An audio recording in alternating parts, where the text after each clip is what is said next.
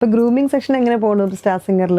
Star സിംഗറിന്റെ grooming session ഇപ്പൊ ഇല്ല. Transition എങ്ങനെയായിരുന്നു കണ്ടസ്റ്റൻസ് ടു ഗ്രൂമർ എന്നൊക്കെ പറയുമ്പോൾ? അതിന് ജർഗോ സാറിനോട് തന്നെയാണ് താങ്ക്സ് പറയാനുള്ളത്. ജർഗോ സാർ പിന്നെ സരിഗമപ്പാല് പിന്നെ മുതലേ എനിക്ക് സാറിനെ അറിയാം. അപ്പോൾ സാറാണ് ഗ്രൂമിങ്ങിന് വേണ്ടിയിട്ട് ഇൻവൈറ്റ് ചെയ്തത്. അതും ഒരുപാട് മലയാളികളിലേക്ക് നമ്മളുടെ എക്സ്പോഷർ എത്താൻ വേണ്ടിയിട്ട് സഹായിച്ചു. അതുമാത്രമല്ല മ്യൂസിക്കലി ഒരുപാട് ഇംപ്രൂവ് ചെയ്യാൻ പറ്റി. കാരണം ഈ പഠിപ്പിക്കുന്ന കുട്ടികൾ, അതായത് പഠിപ്പിക്കുന്നതല്ല, ജസ്റ്റ് പറഞ്ഞു കൊടുക്കേണ്ട ആവശ്യമേ ഉള്ളൂ ഈ കണ്ടസ്റ്റൻസിനൊക്കെ.